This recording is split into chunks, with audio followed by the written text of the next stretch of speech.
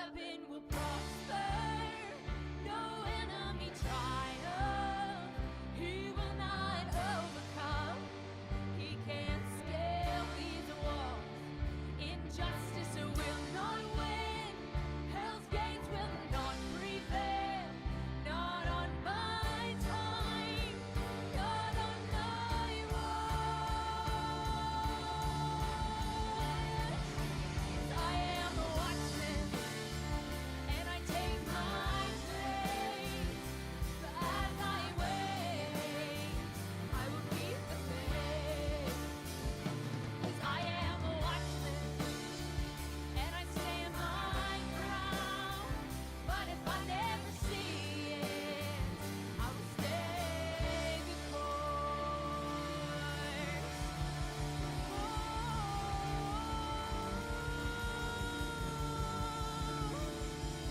I will run the race, I will fight the fight, and I will keep the faith.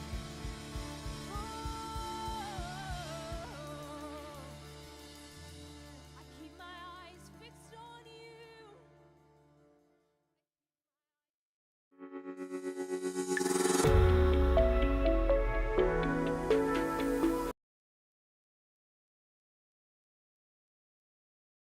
There you go. Welcome, everybody. Pastor Tim Carscadden here from Christian Center Shreveport doing our noon live stream here on Monday, July 1, 2024. We've crossed over into another month. Also, this is Independence Day week. Appropriate. Here we are talking about America, our future. Very important that we remember our past and what has happened from our founding fathers to where we are today, and how we continue to push forward to build what God established America for, which is to spread the gospel to the ends of the earth, gospel of the kingdom. That is our number one mandate. That's the first covenant that was made on these shores with God.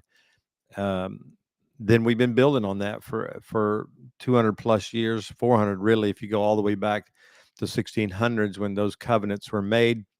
And here we are today on the 1st of July, fighting for our life, really, literally fighting for our purpose. And today's a big day. We had the debate last week between President Biden and former President Trump.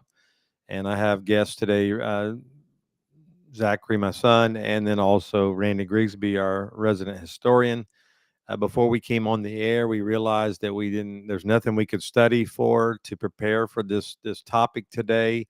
We are in uncharted waters in our nation. We've never seen anything like this, where we have a fully incompetent president on open public display for the world. Who we've been watching it. You have too. Most of you. We've been talking this for years now. Now all of a sudden, the left has, oh my gosh, we got a problem.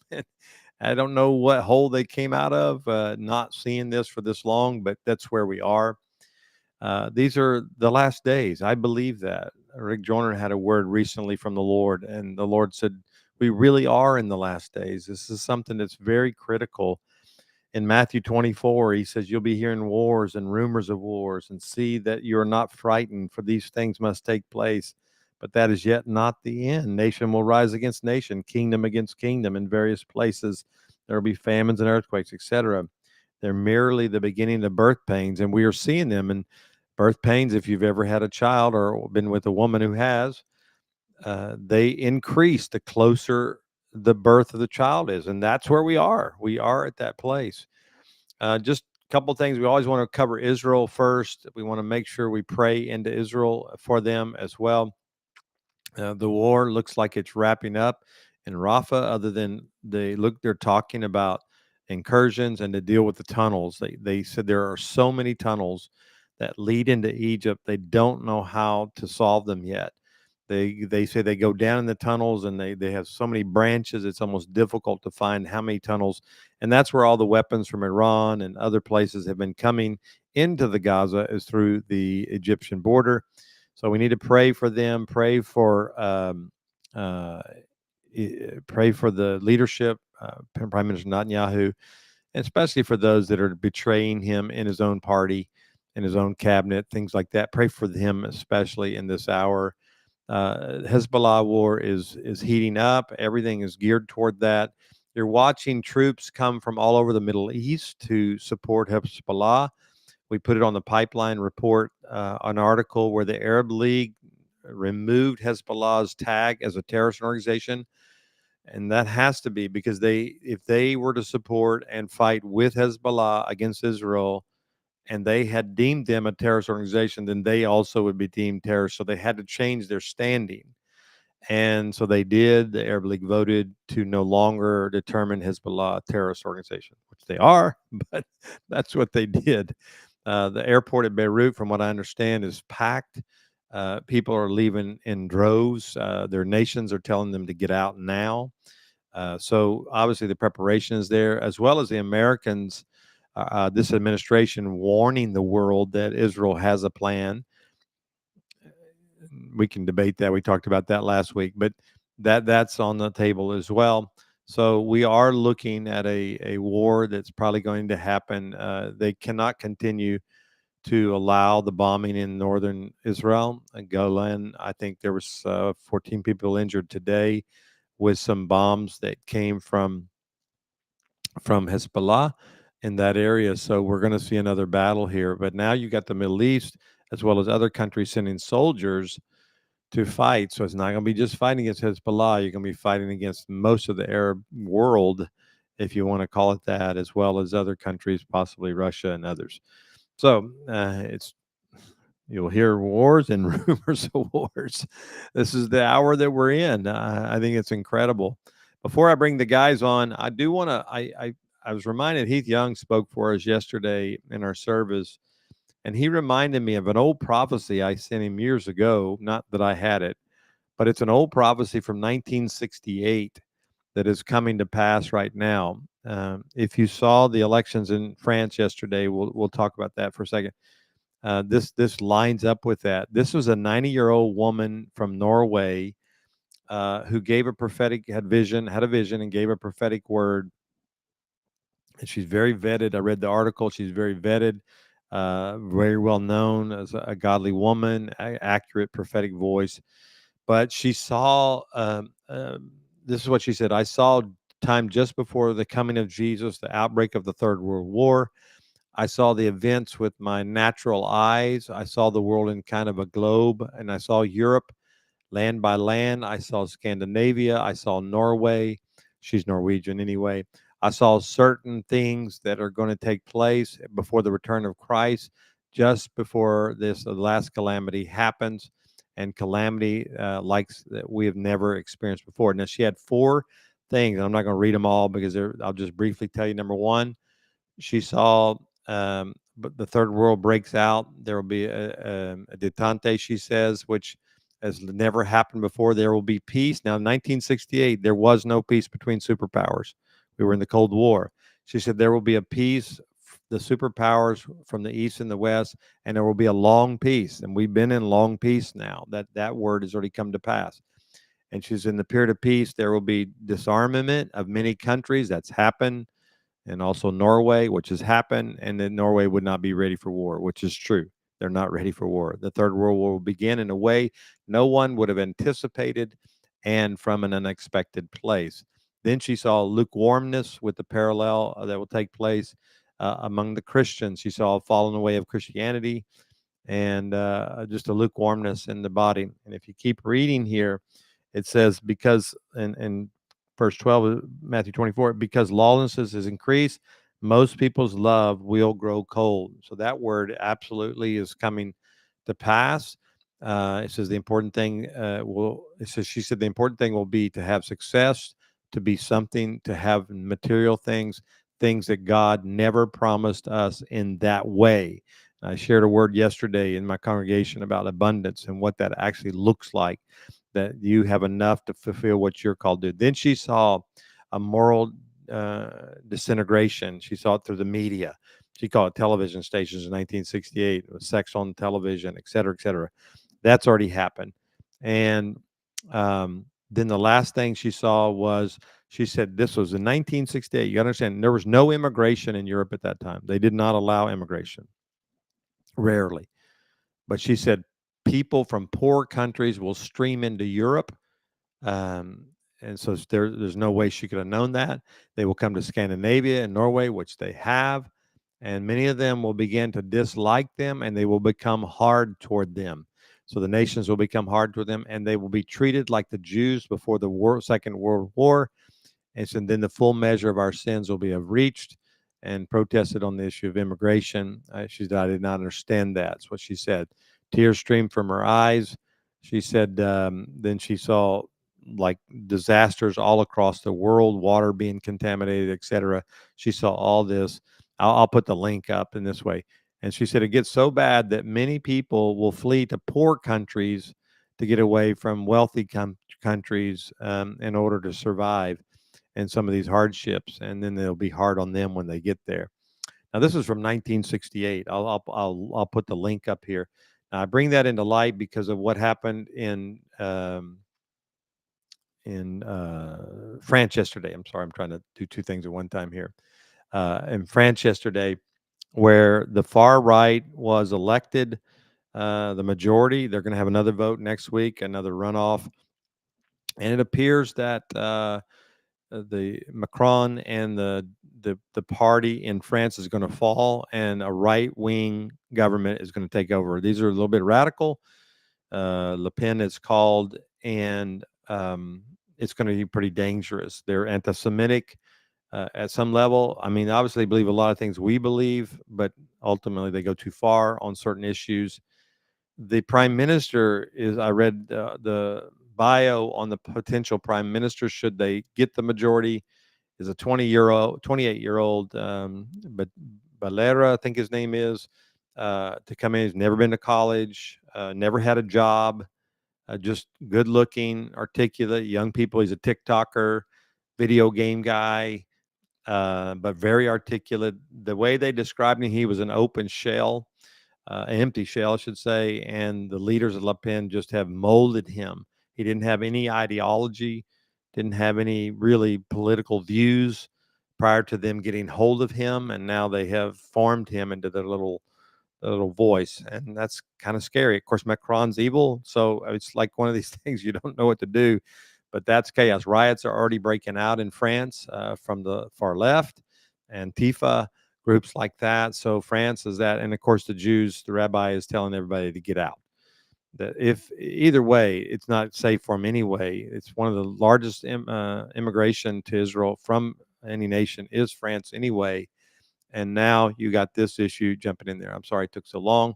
I wanted to cover that before we get started here. So we're going to talk about the debate. So I personally didn't feel to watch it. I felt to pray the whole time, and I did. And Zach was sending me up to minute updates. I just need to know how to pray in that moment. I now watched some of the clips back and went back and watched later, but I didn't personally. So Zach, Randy, y'all come on the screen here if you will. And let's talk about this. First of all, let's talk maybe about your impressions from the debate. Zach, I'll let you start, and then Randy, you can come in behind him.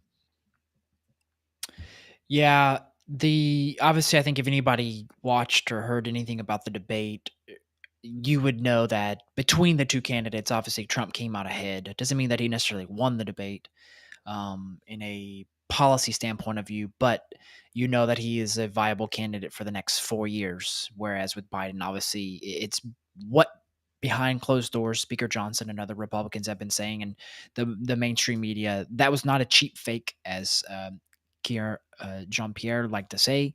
Um, this was real, and the point is that the Federalist has the best headline. It says Democrats aren't upset that Biden is senile; they're mad that they can't hide it anymore. Mm-hmm. So now ensues the what if, what will happen, etc., which we'll get into here today. But this is the debate itself was very concerning because it was easily to see Trump could get off kilter if you just personally attack him as Biden did towards the middle of the debate where he finally caught his wind and did look somewhat sharp after the commercial break.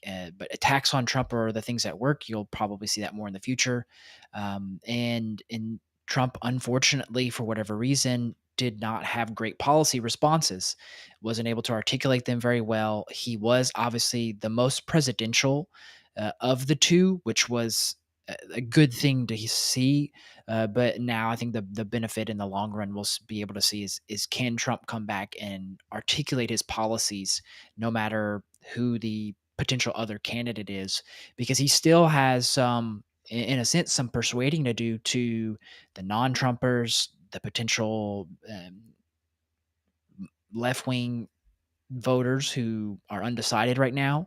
And maybe if he were able to articulate his points better, because they're not just his points, they're the country's points, they're founding principles and principles that America has that can gain him and get this country back to the lawful country that we are, good economic standing, etc. The list goes on and on. And so, just briefly, that was kind of my analysis of the entire debate. Is we as intercessors need to take this as okay, last midterms and the last election is, oh, it's a red wave, it's a Trump wave, he's going to win no matter what.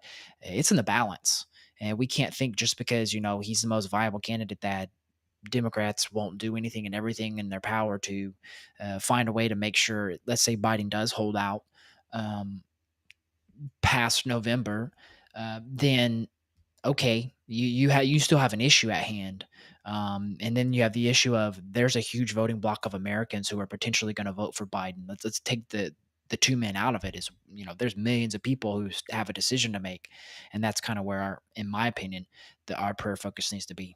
Yeah, and Randy, as you speak, I remind everybody that Biden's handlers have encouraged him not to talk policy, but to attack Trump, because that wins votes on the left. And this is we need to come have an open display of the policies that are destroying our nation, that this administration is bringing into being. They accuse the right of coming against democracy, but they literally are putting in laws and actions that are actually destroying democracy. So we need to deal with that. So, Randy, what was your take as you watched the debate?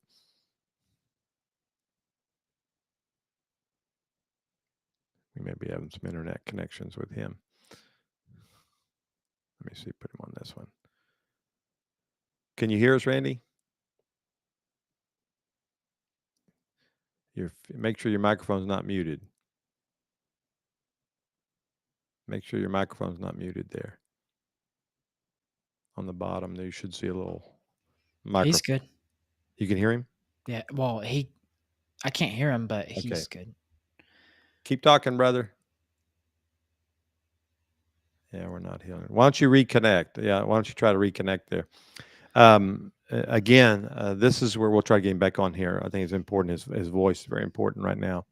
But as I said, and Zach made a good point here. Let's not just celebrate that Biden it was a debacle. It absolutely was a debacle on his behalf. And we don't want to celebrate that. We want to make sure that we stay focused on the 318 company, which we are in Genesis 14, the 318 mighty men of Abraham, that we are going to take back what God has promised for our nation. And we cannot lose focus on this issue and say, well, good, now everybody knows. It doesn't mean anything. People are on the left, especially, are not voting for Biden. They're voting against Trump. You got to understand that. That is a reality. Facts don't matter. It's an emotional decision. It's a very emotional decision on their part. It's not a policy issue on many of them. I'd say probably 30+%, maybe more, are going to vote no matter if they put Bozo the Clown as their candidate. They're voting for the left. That's just reality. That's historical in elections, and I don't think that's going to change. And same thing on the right. It's not going to be any different there either. So it's that middle ground people is what we're asking God to begin to speak to on these issues. Okay, Randy, let's try again. See if we can hear you.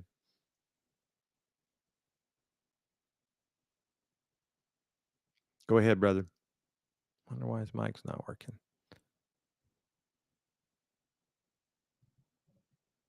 All right, Zach, you want to try to call him or see if you can work with him? Okay, I'll continue here. Let me bring this up. The polls are very clear here of what's going on in the battle here, and I think this is where the Americans are waking up as to what's going on. And you see, this is in the CBS News. This is CBS News report, which is quite shocking, to say the least. Where we see, I'm sorry, let me bring that back up there. Um, this is from Biden. These are people that are registered to vote. That they asked the question: Biden have the mental health to serve as president? The first numbers there was 35%. Um, this was back in June. I mean, before the debate, I should say. And then they say does not, and went from 65 to 72% after debate. So a 7% jump on that issue on whether they're capable.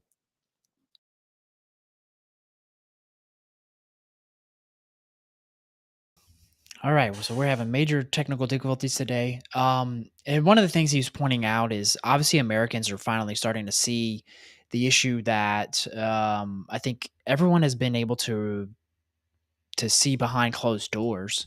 And this is the major concern: is are the people going to be duped enough? Can people be persuaded enough to understand that not only is President Biden in the mental state that he's in, but that those people around him would, to their full advantage, use him and take advantage of this situation.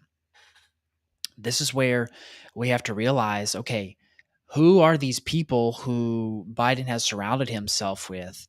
Because this is the very definition of who the deep state is, of those limiting lawfare, limiting freedoms from being spread.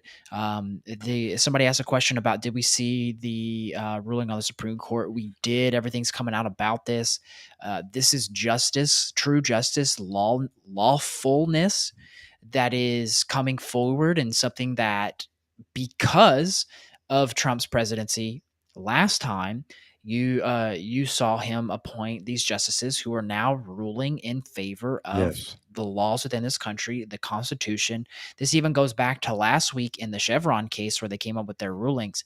So you're seeing justice come down, and what better time for this stuff to come down while Trump is not in office? Obviously, barring a reversal of history, there would like to have been a different outcome, and but thankfully this stuff is finally being dealt with, and we can see to the links of who these people will go to. And the question is why would God allow this? Well, maybe this is the only thing that would happen to be able to wake Americans up, because Yep. if we remember back to American history, Americans have always been for isolation for quite some time. Even going back to World War II, we had to be forced into it. Even World War I, we had to be forced into it. And so we have to take those things into consideration a little bit. But here, let's try Randy one more time to see if we can get him back and get his mic working. All right, Randy. Maybe check the settings button there to connect your audio. With that It little may be gear, off. that little Yeah. gear signal down there in the bottom. I'll say this while he's trying to work on that. On the court case today, we apologize for technical. This is media. This is, I think, it's warfare over this topic. But the ruling that came out today that President Trump has some immunity. The ruling is very favorable for him for all the Jack Smith, I call them witch hunts, that are coming against him on these court cases, especially had to do with the electors, that President Trump was in office making decisions that he thought these electors for Biden, et cetera, should be challenged. And this was a big thing on the election thing. So this is part of the prosecution. I think the case is supposed to go in September against President Trump, former President Trump. And the ruling today basically says that if you're in the White House and you're president and you're acting on behalf, or you making a decision as the president, you are immune from prosecution. So what the court did today is remove motive issues. In other words, the court does not have the right to say what the motive of the president is. So, because the argument was that that Trump was trying to remove Biden's electorate so he could win. That was the judgment of some of the courts, especially the lower courts. And the Supreme Court came back and said, no, The court does not have the authority to judge the motive of the president. If he thinks he's acting as a president in the office of president, he is immune from prosecution. Hope that makes sense. So if we flip it today, this is what I call an oy vey moment. President Biden feels like the conservatives, us, others, Trump, are a threat to democracy, what he describes as democracy, which is, we know it's a whole different definition. So in fact, he's acting out, and he's incentivizing the Department of Justice and sending them out attacking us. As he's acting as president, according to this ruling today, he is immune from prosecution because the court is not allowed to judge his motive. We would say his motive is to attack his opponent, Trump. That's what we would say if we look at it. But the court is saying today that they cannot do that. So he's kind of freed. So this is kind of the Biden administration kind of celebrating today too. I mean, they're not happy that Jack Smith's case probably got torpedoed in this case, but now they have more immunity. So now the lawfare and all the things that they're doing right now against the American people, they're going to be immune from. And that's a scary thought. I mean, I heard some of the pundits flip it and say it's not true, but that's what the court read, and that's kind of a scary thought. And that's why this election is critical, that this election go the right way, because if they stay in power, and we already saw that last week, the social media ruling, which is that Biden was affecting the social media movement, and the court, Amy Coney Barrett, I don't know what happened to her, flipped, and they approved Biden's authority to begin to manipulate even social media. So we got a big problem here. This election is huge, and that's why we got to pray accordingly. That's why we want to focus on the debate, because the debacle of debate for Biden is very important, because we have to look at it in a special way. Okay, Randy, try one more time.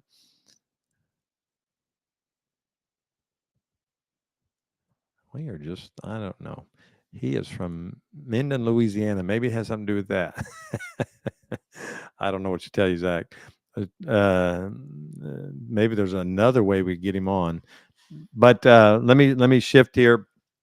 One other thing that I saw as well. Now, Nancy Pelosi, when we're talking about the debate, and obviously his mental acuity was very much on display in this situation, and now the rallying of the left to support him, because they don't want to lose.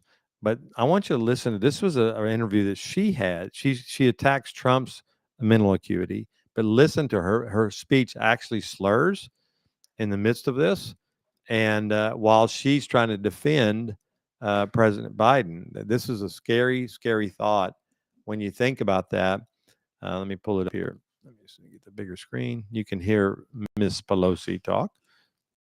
This is an opportunity for Joe Biden to go out there and show he has the stamina and the rest. And by the way, while the press, and for some reason they don't, there are healthcare professionals who think that Trump has dementia, that his connection, his thoughts do not go together. And while he may be saying we're enablers, we see Joe Biden up close. We know how attuned he is to the issues, how informed he is. And I debate with him about legislation, and not debate, but discuss it with him.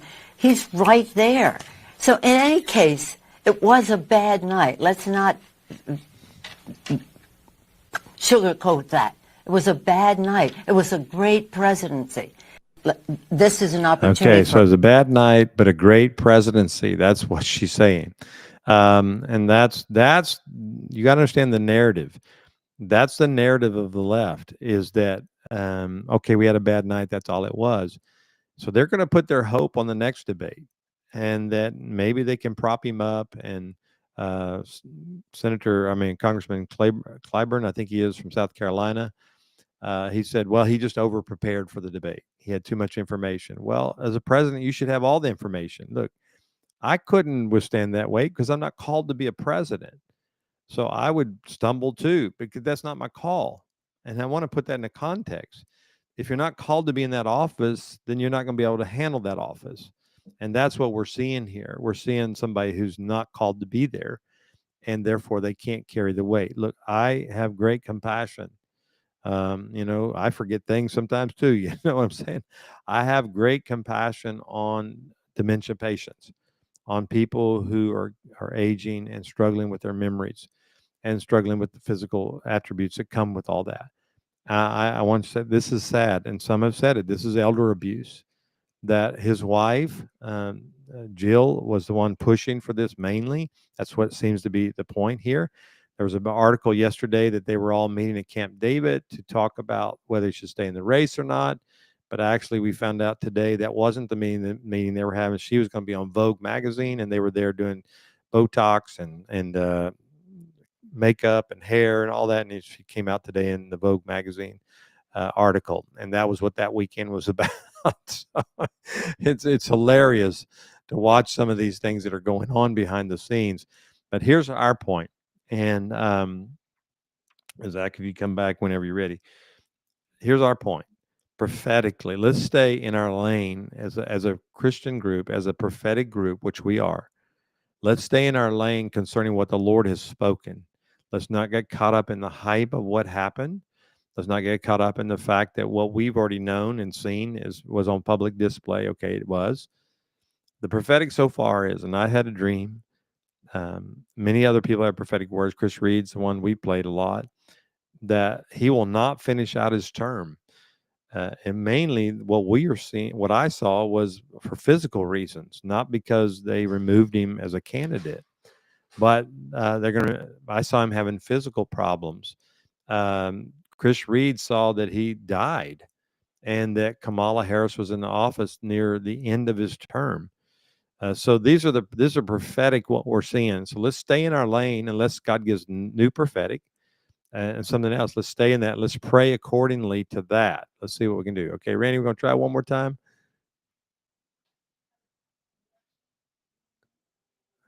No volume. I'm sorry, brother. We're going to have to come out to his house and we'll install electricity out there and everything. He's got a little squirrel in a treadmill there, giving him lights in his room there.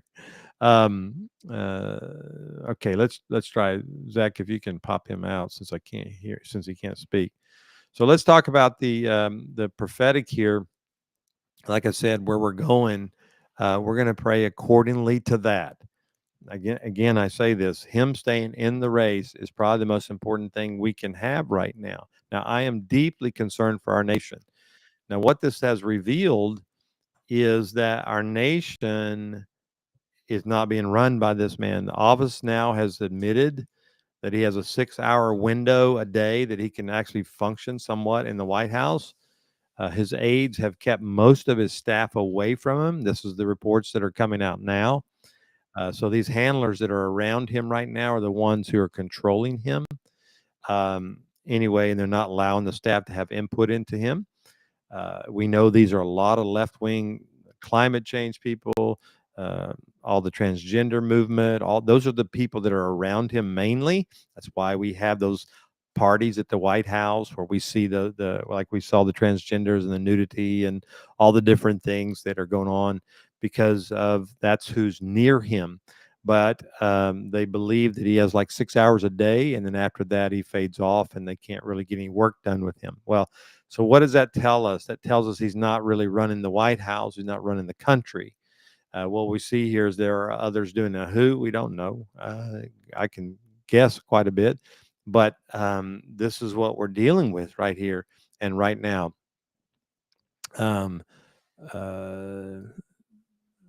Okay. I think Randy's just put a note up there. He's going to try one more time. We can see if we can get his input. But this is where we want to focus our prayer life on, is to focus on that. Okay, we'll try one more time, Randy, please, Lord. How about this? Got it. Oh, I've forgotten everything I was going to say. Well, you rebooted your computer. That's the best thing. Maybe reboot it. I did a restart. Okay, so let's talk about your point on the debate. What you took from it? What's God? Well, you can say what God is, but what you took from it from watching that. Well, first, I wanted to just, we're into new territory here. There's no research we can do. There's no book we can read. This is the closest we would come to the 1930s, I guess, when America tiptoed close to socialism with Huey and Father Conglin and those people, the voices of protest. But what I got out of it is this. I get two feedback that I get from people. I read the liberals that I trust to a degree, and the conservatives. Some of the conservatives are saying this is the worst thing that could have happened, that the timing is bad, that if this had happened after the Democratic convention in August, this would be a really good thing for President Trump. But as it is now, they've got a chance to regroup. And then I've got a liberal historian that I trust, who, matter of fact, has predicted 9 of the last 10 elections. The only one he missed was 2020, and no one would have projected that one correctly. Remember, that was a hanging Chad ballot. That was a 50-50 chance of getting it right. He says that the only chance the Democrats have of winning is to keep Biden in there and to try to improve his performance in a debate. But there's too many landmines for the Democrats right now. There's so many ways that they can mess this up. I think they want to. 72% of the people polled say that Biden does not have the mental capability to run the country. Why that's not a larger number, it could really be frightening to us. But, in the polls, he's running 40% in the polls. So where are those 40% of the people? There's so many landmines, Pastor Tim. First of all, Miller Harris, think about and you may have talked about this while I was trying to get reconnected, but if they don't, all right, let's say Biden steps down. Let's say they convince him to step down. And then Harris is obviously the next choice. If they don't choose her, what does that do to the liberal Black voters out there, that they've passed up an opportunity to have the first Black woman president? It could skew some polling among the Black voters. And then the other thing is the polls are moving in the wrong direction for the Democrats right now as it is. So they've got to find a way to replace Biden with someone that can get the confidence of the American people. I've always heard the old political saying is people vote their pocketbook. Well, right now I'm paying $3 gas and $6 box of Cheerios. So you convince me what Democrat would come in and change the economic climate that we have now. Trump is polling 15% above Biden on the issue of economics and inflation, which that's the first thing that hurts people.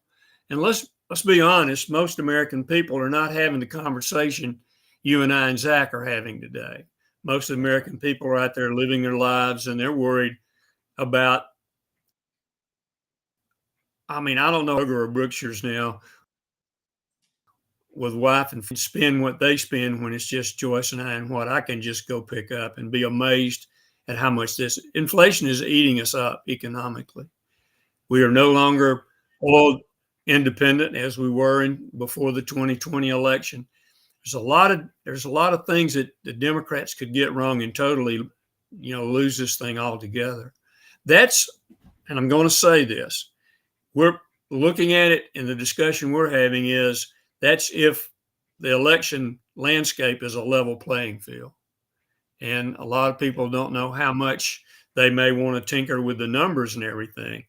Matter of fact, Newt Gingrich has even started talking about how many points President Trump would have to be ahead to outrun the algorithms and so on in an election if they wanted to go in and get it.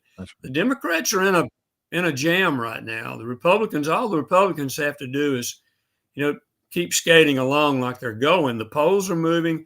The Jewish voters in New York are polling toward President Trump. The Black and the Hispanic support is polling up. And that's in the initial part of your conversation. You talked about how this is turning into, in the prophecy of the 60s, of a world war. I think we're exactly there. Everything seems to matter now. Israel is going to affect the American election. Yes. The way that Israel was being handled by our administration. Yes. Everything is going to affect our election. And you've got the big guys on the playing field now. You've got China and Russia, Iran. It's not just Israel and in Lebanon and Hezbollah anymore. That's right. Okay, go ahead, Zach. Yeah, Randy, I'll maybe start to think about this, but there's a lot of, and we talked about it before, a lot of similarities to 68 is, okay, Biden stays in. If things go as is, it looks like Trump will win. If the prophetic's right, Biden doesn't last. You have 68 where you have a one side candidate come in at the last minute, which tends to lead towards the candidate who stayed in the race the whole time, that party winning. But obviously with 2020 occurring, that may not be the case. So even if, things do play out perfectly for Trump, there is still a concern that he could possibly lose because of some nefarious actions that could happen. And there's analysis out there. This is natural. This is not prophetic.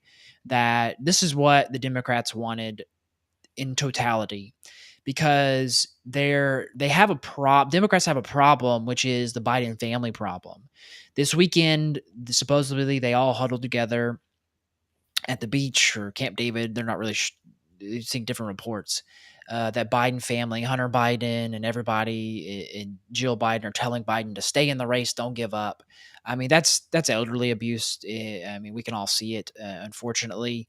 And the reality is we have to acknowledge that, okay, the Democrats have to acknowledge more so that they have a Biden family problem. And I know somebody put in the comment, "Oh, Obama's running everything." I don't think so, because all the reports are that the Obamas and Bidens hate each other vehemently, and so they may work together to some degree, but I don't necessarily think Obama himself is running it. I think it's the people around him. It's the establishment that is there, that is, who may have been Obama people, would agree with Obama, but as far as himself, like being the master manipulator, puppeteer, that's not the logistically, that can't happen. But the Democrats have a situation, which is going back to 68. If you pull someone too late, you could possibly lose.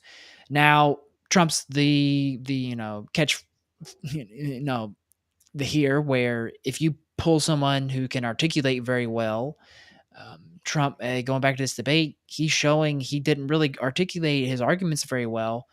That might be a downfall for Trump. And they're going back to my original point of, thought is that is more libertarian thought, which I can somewhat see happening and agree with, that this is what the Democrats wanted. They wanted to get, because usually you don't have debates until after the convention, this is probably a mistake by the Trump campaign to have allowed this debate to occur. He'll ride high in the polls now, but polls in July, June and July mean absolutely nothing. Go back to 2016 to see that, even 2020. So it's really about October, November. That's the polls that really matter. Even those can be skewed and not tell the full truth. But the reality is that the closer we get to the election, the harder it's going to be for Trump to overcome, say, a new candidate, say whatever. I mean, the thought that he needs to not do any more debates and just say, look, I'm not going to debate somebody who is, in the mental state that he is. We need to figure things out. We need to wait till after the convention, which there's prophetic on that, of some warnings and concerns about that we need to remind ourselves of, just like 68. So throw it back to you, Randy. I mean, the only similarities here is 68, and maybe we can remind ourselves of what those are and how we can pray in that. The only difference, of course, that's a good point, and we have to consider this. It was Joe Biden that demanded the debate, so it could very well fit into the strategy you're talking about, to have this debate before the convention, so the Democrats would have time to make an adjustment. The only difference between 68, at 68 we had an external situation. We had the Vietnam War that was attracting us now. That may be why the Israel thing is going to carry so much leverage. It's not working to the Democrats' advantage, though. That part's not. But they certainly have time to and get this right. We tend to have a 30-minute time span. The American people, we pay attention for about 30 minutes. We watch too many 30-minute sitcoms, You have a 30-minute sitcom and the problem is solved in 25 minutes plus ads. That's our mentality now. And I don't think I personally don't think that Joe Biden is going to stay in, and I don't think that's going to affect um, the Democrats if they pick a candidate. Right now, you've got 40% of the people are going to vote Democratic no matter what. It's That's right. like Pastor Tim said, it's always those in the middle. That's where Ronald Reagan went and got his 49 state. He got it in the middle, and it's forever going to be that way. That's the way our political uh, spectrum is designed in our political minds. But the Democrats do have some landmines going forward. If they do make, they can't leave. How do they leave Harris out of the power struggle? How do they leave her out of the mix?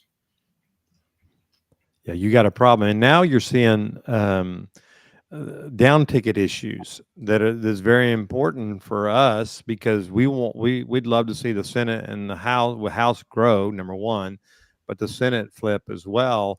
So now you're seeing people on the Dem ticket that are beginning to call for his ouster because they recognize that this is going to affect them in their states.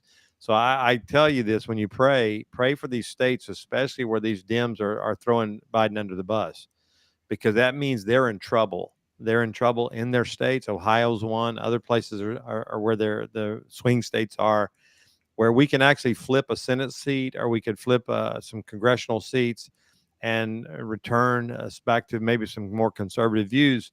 So they're really nervous at this moment. That's why it's so critical, again, as I say, that we stay in this mode.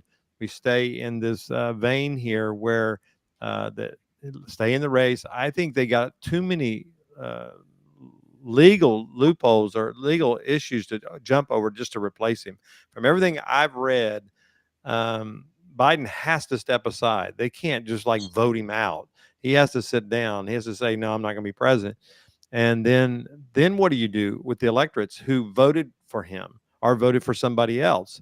Say they put in Kamala Harris or Gavin Newsom or somebody. Well, we didn't vote for them. We voted for Biden, or we voted for another Democratic candidate. So what do you do with their votes? You're now no longer a democracy. You're actually becoming a theocracy in that situation, and that becomes a big legal battle. So I don't know how that looks in the last few months before the election. Let's take a step back. Is the Democrats themselves for their convention are trying to change the laws of how they do this within the convention. And right now they've changed it to where only three ways for a president to be removed is one, his death, two, he resigns. You're not seeing that from the family. The family's resolved to fight ahead and use him. And then third is somehow a situation like the 25th Amendment were to arise where his campaign would sit there and say, all right, his health is to the point where we don't think he can go on. Again, that's not going to happen. So unless something were to happen to him and we have to sit here and be very humble if that's the thing we're going to pray and really make sure we're hearing God. But in reality is I think the focus shouldn't be on the man. It should be on the issues leading to it. Because even like the Supreme Court case today, I've been reading some of while we're on here, some of the analysis from Justice Thomas, and he's going directly after Merrick Garland. And because it's not, and I point this out to say it's not just Biden, it's the people under him. And we have to remind ourselves is even people in the Senate, like a Mitch McConnell, who, okay, we can have disagreements about, but if it weren't for Mitch McConnell, when Obama was president, who prevented Merrick Garland from being the Supreme Court justice, we'd see different rulings and things that we have today. So the down ballot votes, the down ballot prayers, not just on the head, which that will drag people to the polls, those are going to be the things that matter just as much, if not more, in the long run. Yes. About how we can be able to take our country back and gain the freedoms that we once had, and getting hopefully people to understand, hey, this is a crucible moment where we have to realize this is what we're up against, and pray that the veil is torn from their eyes and can see this. And what people saw from the debate is we've been lied to. So hopefully they can continue to dig deeper into what has really been going on. What's your view on that, Randy? I do believe I've spoken this several times, and everything that happened since April is theatrical. It's on the stage. I think a lot of things are planned. Where we've fallen short is that this is not to do with a political race at all, winning a political race. This is about changing our country Yeah, it forever. is. Zach's example right there tells you how fragile and the thin line our freedom and our independence in our country is.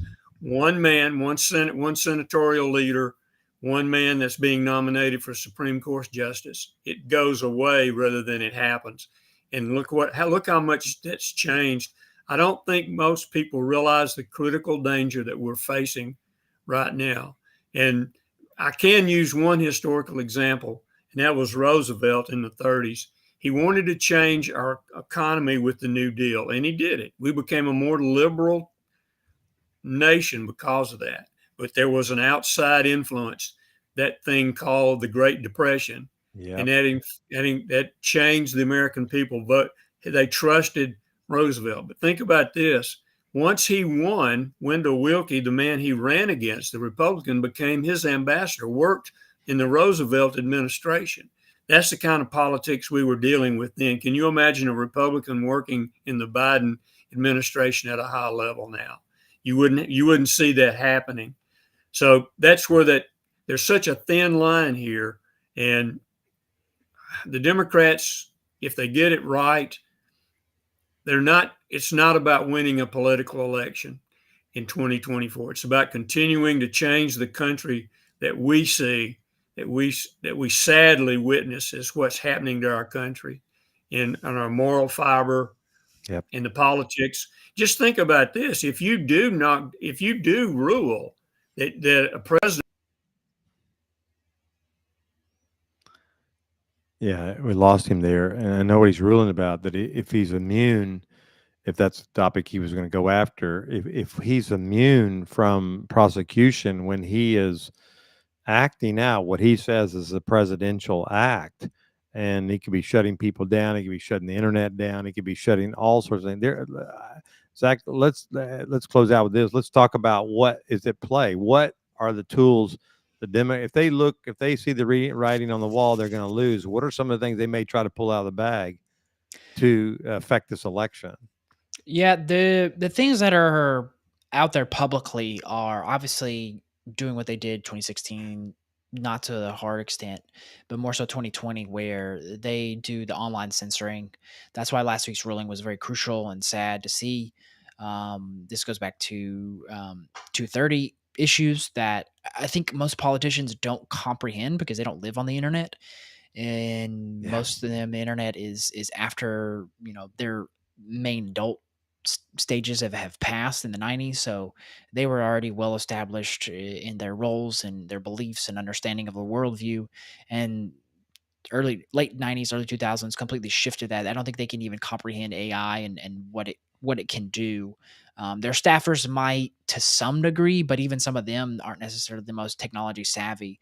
So there's issues there at play for which we're even seeing it, which is why we're on Rumble and not on our Christian Center pages. Is that look, the silencing, the shutting down, the censoring is going to be a huge issue. You also have the fact of, well, are they going to try to make up some other ipse something to affect everybody and keep everybody shut down?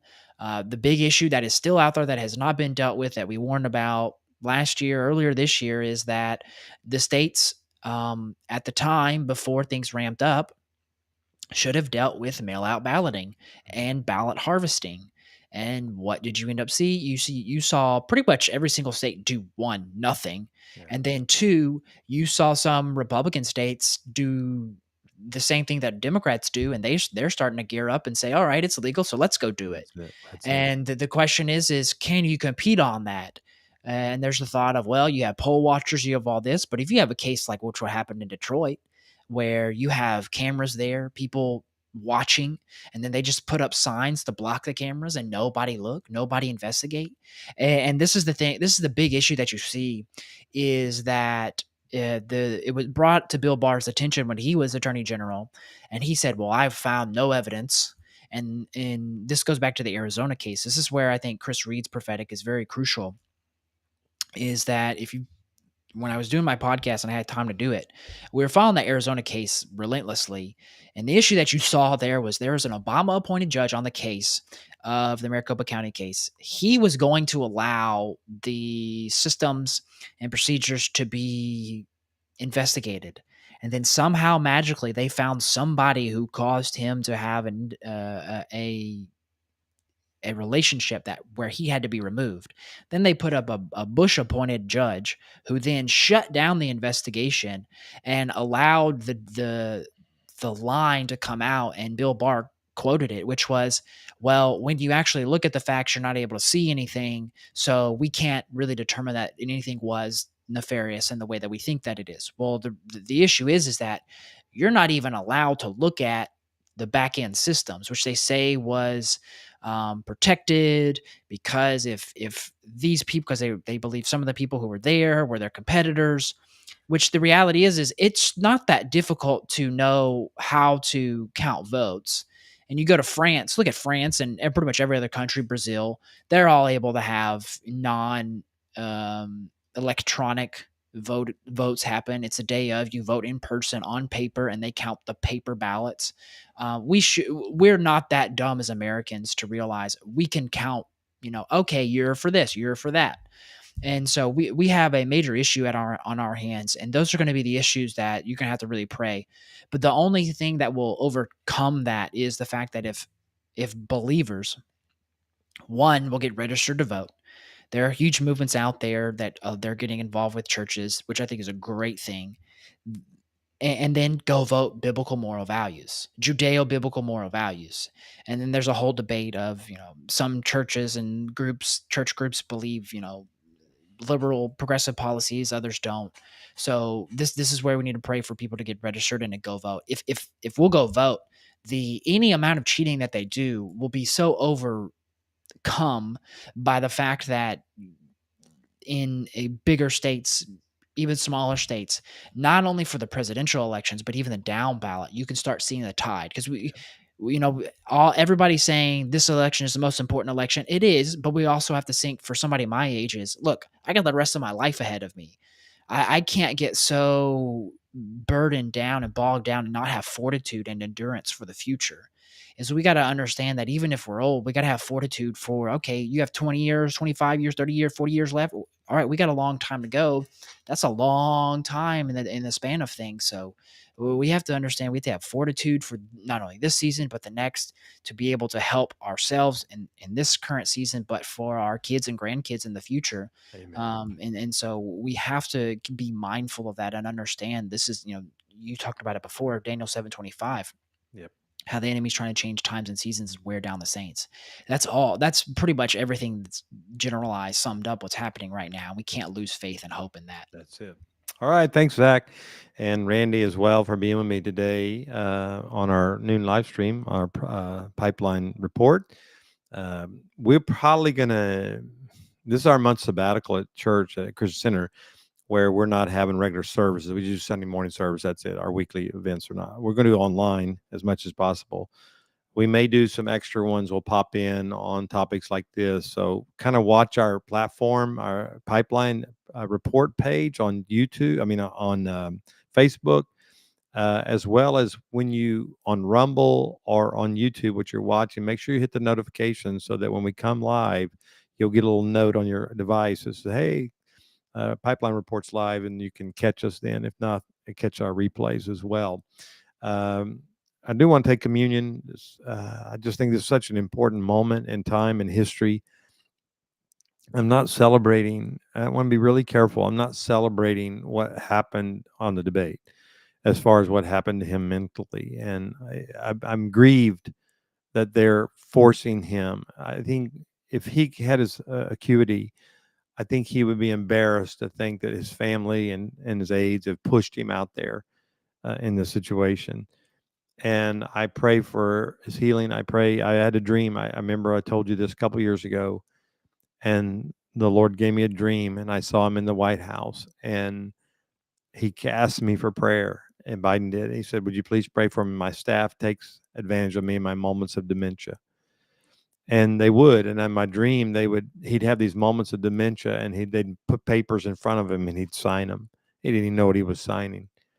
And so I know prophetically that this is real. It's not just some medical diagnosis.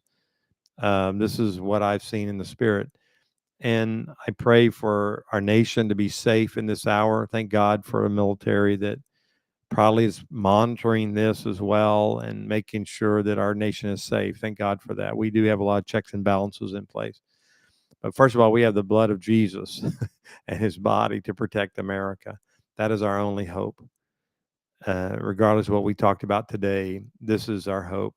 We put our hope in him. Lord, we thank you for your bread, your body that's broken for us and for our nation, for a covenant purpose of our nation. We take it in the name of Jesus. And I take this cup, and I thank you, Lord, that as the church has lost its way at times, we remember that you cover us and redeem us and bring us back to you. Let us be the reward of your suffering. Let us walk in all that you've called us to walk in. Cover our nation today in the name of Yeshua. We take this drink. Well, amen, amen. One more quick announcement. Olive, our school of ministry, you can go to olivesm.org or com, either one. It works either way. This is our school of ministry. We're registering for the fall semester. We're trying to close that out. If you know anybody that's interested in coming to a full-time ministry school, be an intern for us. We have internships as well. Contact us on that site. And we'd be interested if you're a young person, somebody's a young person wants to take a gap year, like after high school or something, and, just to get equipped spiritually, reach out to us. We'd love to have you be a part of our ministry and be a part of our school of ministry. It's a phenomenal school, and we have plenty of fruit that God is producing through that, and we're so thankful for that. Wednesday night will be online only. I'm recording or doing a broadcast on the Ministry of Reconciliation. That will be Wednesdays at 6:30 Central Time. With that, we'll see you later. Have a good day. God bless you. Love you all.